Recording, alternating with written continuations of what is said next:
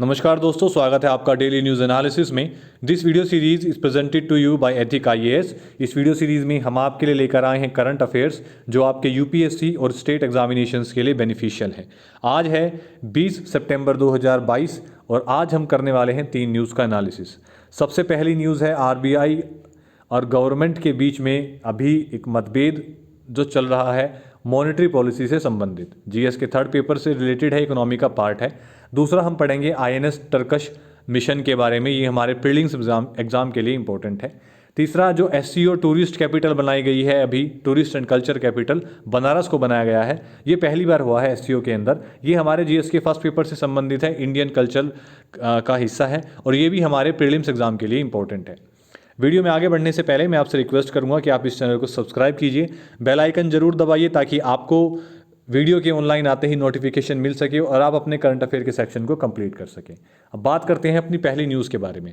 देखिए, Indian express के अंदर अभी एक आर्टिकल छपा है जिसके अंदर उन्होंने कहा है कि आरबीआई और गवर्नमेंट के अंदर एक डाइवर्जेंस क्रिएट हो गया है मॉनेटरी पॉलिसी को लेकर।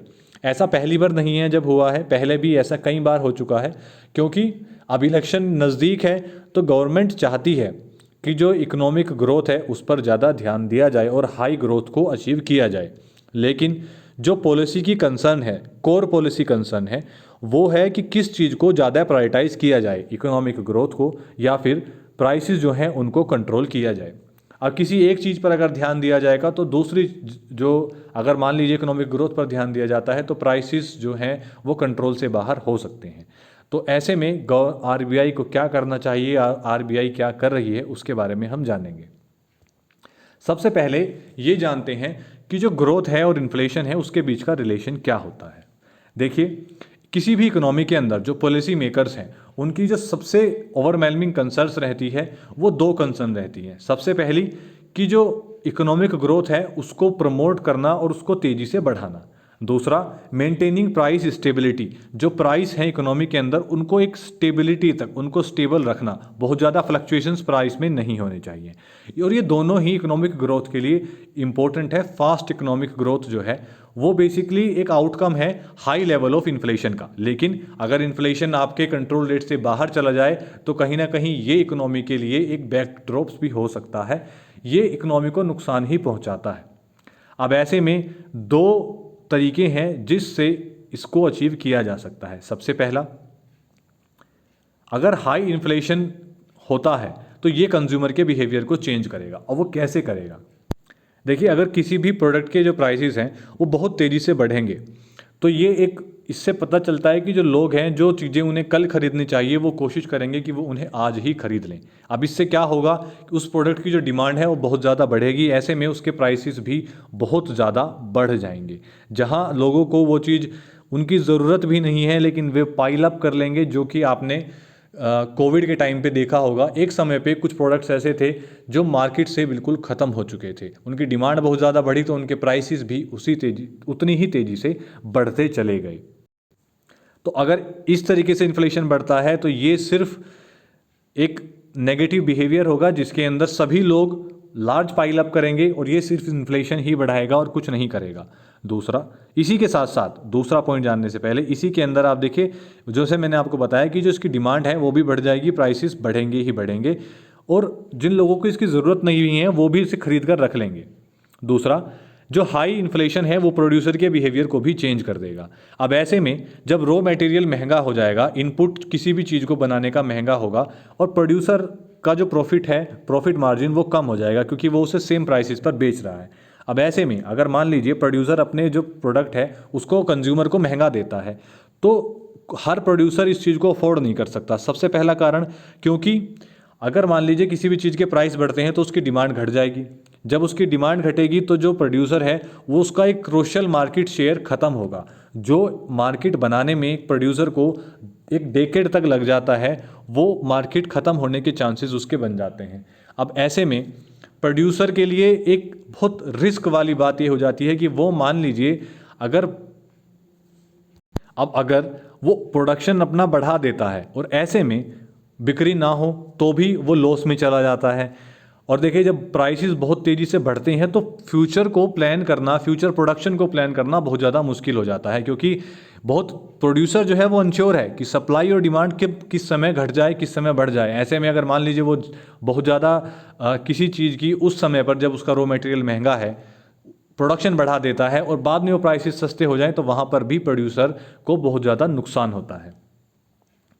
अब ऐसे में आरबीआई का क्या रोल है? देखिए आरबीआई का मेन काम है वो है इस मेजर्स को चेक करना, और आरबीआई की रेस्पॉन्सिबिलिटी है कि जो प्राइस की स्टेबिलिटी है उसको मेंटेन रखा जाए, इन्फ्लेशन को एक दायरे में रखा जाए, और जो इकोनॉमिक ग्रोथ है उसका भी ध्यान दिया जाए कि वो काफ़ी कम ना रहे, स्लो डाउन ना हो इकोनॉमिक ग्रोथ का।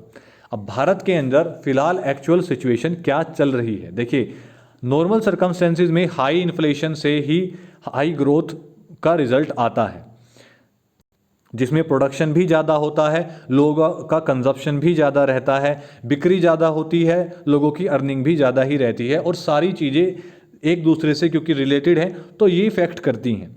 लेकिन ऐसे सिनेरियो में ही जब सब कुछ स्मूथ चल रहा है, प्रोडक्शन भी अच्छा है, बाइंग कैपेसिटी प्रोड्यूस की अच्छी है, अर्निंग्स भी उन्हें अच्छी हो रही है, अगर ऐसे में हाई इन्फ्लेशन को ड्रैग किया जाता है, कम किया जाता है, तो जो हमारे इकोनॉमी के अंदर एक स्लो ग्रोथ रहती है वो मैनेजेबल रहती है। उसको हालांकि वो काफ़ी कम हो जाती, फास्ट तेज नहीं रहती, एक मोमेंटम के साथ चलती है, कम चलती है, लेकिन वो मैनेजेबल रहती है। लेकिन अगर ऐसे में इन्फ्लेशन काफ़ी ज़्यादा बढ़ जाए और इकोनॉमिक ग्रोथ जो है वो इतनी ज़्यादा स्टेबल ना हो, तब क्या होगा? देखिए पॉलिसी मेकर्स के लिए ये एक वर्स्ट केस सिनेरियो होता है, और भारत के अंदर फिलहाल स्थिति यही है। भारत के अंदर कोविड-19 की वजह से जो लॉस हमें हुआ है हम अब तक उसे भी रिकवर नहीं कर पाए हैं, और ऐसे में जो इन्फ्लेशन रेट है जो मई और मार्च की अगर हम बात करें तो 7 और 7.8 तक रहा है। हालांकि इन्फ्लेशन को आरबीआई 4% तक कंट्रोल में रखती है, वो 2% का एक बेस पॉइंट रखती है जो ऊपर नीचे हो सकता है, लेकिन 7 और 7.8 आरबीआई की हदों से बाहर है, और आरबीआई इतना नहीं झेल सकती, क्योंकि ये इकोनॉमी को एक बैकड्रॉप में ही लेकर जाता है, जिसमें कि 2019 के कंपैरिजन में भारत की जो डीकलरेटेड मतलब भारत की जो ग्रोथ एक रेट कम होती जा रही है वो 8% से 4% पर आ चुकी है फिलहाल। अगर जो भारत की अब स्थिति चल रही है, ऐसे में अगर इन्फ्लेशन को कंट्रोल किया जाता है और इंटरेस्ट रेट्स जो हैं उन्हें बढ़ाया जाता है, तो इससे इकोनॉमी को स्टेबल रखना भी मुश्किल हो सकता है, और ऐसा हो सकता है कि हम अपनी इकोनॉमी को एक इस तरह ऐसी जगह फंसा दें जहां से वो निकल ही ना पाए। तो ये सिचुएशन बनी हुई है भारत के अंदर। अब देखिए आरबीआई और गवर्नमेंट के अंदर ये डिफरेंसेस क्यों आए हैं? मई 2022 के बाद से आरबीआई ने इंटरेस्ट रेट्स को बढ़ाना स्टार्ट कर दिया है, जिससे जो इन्फ्लेशन है वो उसको लगभग कंट्रोल कर रहे हैं, लेकिन इससे उसकी जो ग्रोथ है वो थोड़ी कम होती जा रही है। अब अगर इसको कंट्रोल नहीं किया जाएगा तो कहीं ना कहीं ये इंडिया की जो इकोनॉमिक रिकवरी है उसमें एक बहुत बड़ी बाधा बन सकती है, अगर इस समय इंटरेस्ट रेट्स को कंट्रोल नहीं किया जाता। देखिए आरबीआई का ये मेन काम है कि प्राइस को स्टेबल रखना और उन्हें मेंटेन रखना। बाय लॉ आरबीआई इन्फ्लेशन को 4% तक रखती है, वो एक लीवे रखती है 2% पॉइंट का, जो ऊपर नीचे हो सकता है किसी भी स्थिति में, तो आरबीआई उसको बढ़ा लेती है, इंटरेस्ट रेट्स को बढ़ा लेती है या घटा लेती है। लेकिन जो एक्शन सभी आरबीआई के द्वारा लिए जा रहे हैं जिसके अंदर रेट्स, अगर मान लीजिए ज़्यादा रेट्स और हाइक किए जाते हैं तो ऐसे में जो सर्कुलेशन है मनी का वो इकोनॉमी के अंदर कम होगा, इकोनॉमी के अंदर मनी का सर्कुलेशन कम होगा तो धीरे धीरे ग्रोथ भी कम होगी। अब ऐसे समय पे जब अनएम्प्लॉयमेंट लेवल बहुत ज़्यादा हाई है, जब हमारी जो इकोनॉमिक ग्रोथ है वो दिख रही है हमें 7.8% पर बढ़ती हुई, लेकिन हम अभी तक अपने कोविड-19 में हुए लॉस को भी रिकवर नहीं कर पाए हैं। तो गवर्नमेंट की कंसर्न ये है कि अगर हम इस समय इन्फ्लेशन में कंट्रोल करने के चक्कर में रेट्स को काफ़ी ज़्यादा बढ़ाते हैं तो ये इकोनॉमी के लिए नुकसानदायक होगा, जबकि उन्हें इन इलेक्शन ईयर्स में हाई ग्रोथ चाहिए। तो जो मेन एसेंशियल प्रॉब्लम है वो है आरबीआई का मॉनेटरी पॉलिसी को टाइटन करना, उसको मतलब और ज़्यादा रेट्स को बढ़ाना। अब ऐसे में क्योंकि अगर ये ऐसा नहीं करते हैं तो इकोनॉमिक रिकवरी वीक हो जाएगी और जिस समय भारत को ज़रूरत होगी उस इकोनॉमी में रिवाइव करने की, उसको कहीं ना कहीं अपने आप को स्थिर करने की, वो अपने आप को स्थिर नहीं कर पाएगी और स्थिति आरबीआई के हाथों से बाहर चली जाएगी। और ये आरबीआई को तब करना पड़ रहा है जब हमारी इकोनॉमी पहले ही अनस्टेबल है, अनएम्प्लॉयमेंट अपने चरम पर है। अगर आरबीआई इन्फ्लेशन को इग्नोर करती है तो ये सबसे ज़्यादा जो इफ़ेक्ट करेगा ये पुअर्स को करेगा डायरेक्टली। उनकी जो नेसेसिटीज़ हैं वो उनको भी कवर अप नहीं कर पाएंगे और अनएम्प्लॉयमेंट कवर हो जाएगा हाई ग्रोथ हाई इन्फ्लेशन से, ये भी कंफर्म नहीं है। अब बात करते हैं अपनी सेकंड न्यूज़ के बारे में। तो भारतीय नेवी ने एक INS टर्कश मिशन जो है वो डिप्लॉय किया है गल्फ ऑफ जिनिया के अंदर फॉर एंटी पायरेसी ऑपरेशंस। देखिए, भारतीय नेवी ने कमिटमेंट की थी कि भारतीय नेवी गल्फ ऑफ जिनिया, जिसे GOG कहा जाता है, उसके अंदर मैरीटाइम सिक्योरिटी प्रोवाइड कराएगी ताकि ये वहाँ पर जो एंटी पायरेसी ऑपरेशंस चल रहे हैं उनके खिलाफ।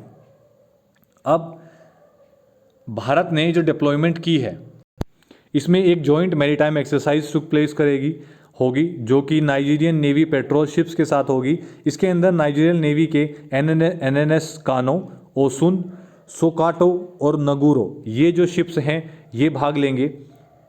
भारत और नाइजीरिया के बीच ये पहली जॉइंट ऑपरेशनल डिप्लॉयमेंट है जो इन सपोर्ट है एंटी पायरेसी ऑपरेशंस के इन GOG।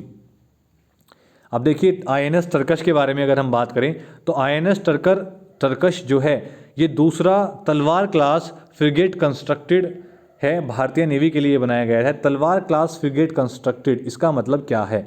देखिए, तलवार क्लास फ्रिगेट कंस्ट्रक्टेड का मतलब है एक ऐसा शिप जो बहुत शांति से बिना किसी शोरगुल के अपना काम करता है और ये एक छोटा और फास्ट शिप है इन नेवी का जो ट्रैवल करता है बड़े शिप्स के साथ उन्हें प्रोटेक्ट करने के लिए।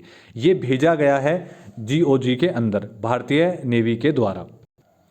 ये भारतीय नेवी के वेस्टर्न फ्लीट का शिप है जो फंक्शनल है फिलहाल ऑपरेशनल कमांड में वेस्टर्न नेवल कमांड के flag officer commanding in chief के। INS टर्कस जो है ये एक स्टेट ऑफ आर्ट प्लेटफॉर्म है जिसके अंदर वेपन सेंसर फिट किए गए हैं जो एनेबल हैं किसी भी दिशा से आने वाली थ्रेट को एलिमिनेट करने के लिए। स्टेट ऑफ आर्ट प्लेटफॉर्म का मतलब है कि ये अपनी टेक्नोलॉजी में अप टू डेटेड है, बहुत एडवांस है। बात करते हैं तीसरी न्यूज़ के बारे में। तो वाराणसी को डिक्लेयर किया गया है as SCO tourist cultural capital और ये ऑफिशियली ऐसा किया गया है। देखिए, ये न्यूज़ इंपॉर्टेंट क्यों है? क्योंकि ऐसा पहली बार किया गया है कि SCO की कोई टूरिज़्म और कल्चरल कैपिटल बनाई गई है और ये जो बनाई गई है 2022 से 2023 के पीरियड के लिए। और ऐसा हुआ है शंघाई कोऑपरेशन ऑर्गेनाइजेशन की 22वीं मीटिंग में जो उनके काउंसिल ऑफ हेड्स की थी समरकंद में, उज्बेकिस्तान में। अब इसके अगर हम की पॉइंट्स के बारे में बात करें तो जो वाराणसी को नॉमिनेट किया गया है ये पहला ऐसा कल्चरल कैपिटल है ये प्रमोट किया जाएगा ताकि यहाँ पर टूरिज़्म और जो कल्चरल एक्टिविटीज़ हैं उन्हें बढ़ाया जा सके और जो ह्यूमैनिटेरियन एक्सचेंजेस हैं भारत और SCO मेंबर कंट्रीज़ के उनको भी बढ़ाया जा सके। इसी के साथ साथ जो भारत की एंशंट सिविलाइजेशन लिंक है मेंबर स्टेट्स के साथ, स्पेशली सेंट्रल एशियन रिपब्लिक्स के साथ, उसको और ज़्यादा मजबूत किया जा सके। देखिए, बनारस के बारे में थोड़ा सा जान लेते हैं। तो बनारस एक ऐसा शहर है जो भारत के नॉर्थर्न पार्ट में बसता है, जो गंगा नदी पर बसता है और ये एक सेंट्रल प्लेस है पिलग्रिमेज का। ऐसा कहा जाता है कि जब लोग अपनी जीवन के अंतिम दर्शन में रहते हैं तो वो वाराणसी शहर में जाकर रहते हैं ताकि वो वहाँ पर मर सकें, ताकि उन्हें मोक्ष मिल सके। ऐसा कहा जाता है जो लोग बनारस में रहकर मरते हैं वो उन्हें मोक्ष जरूर मिलता है। ये दुनिया की ओल्डेस्ट इनहेबिटेड सिटी है। अगर इस शहर के इतिहास के बारे में ये पता लगाया जाए कि ये किस समय बनाया गया था तो वो काफ़ी मुश्किल है क्योंकि ये काफ़ी प्राचीन शहर है, इसलिए इसे दुनिया का सबसे ओल्डेस्ट हैबिटेट कहा जाता है जिसके अंदर लोग बहुत लंबे समय से रहते आ रहे हैं। ये जो शहर है ये एजुकेशनल और म्यूज़िकल सेंटर है। कई सारे मैनी प्रोमिनेंट इंडियन फिलोसफर्स का, पोएट्स का, राइटर्स का, म्यूजिशियंस का। हालांकि इस शहर में जो एक बनारस घराना भी है जो हिंदुस्तानी क्लासिकल म्यूज़िक के डेवलपमेंट के लिए काफ़ी जाना भी जाता है। 20वीं सेंचुरी के मशहूर हिंदी उर्दू राइटर प्रेमचंद और शहनाई प्लेयर बिस्मिल्लाह खान भी एसोसिएटेड हैं इसी शहर के साथ। इंडिया का सबसे पुराना संस्कृत कॉलेज जिसका नाम है बनारस संस्कृत कॉलेज, वो भी यहीं फाउंड किया गया था ईस्ट इंडिया कंपनी रूल के दौरान।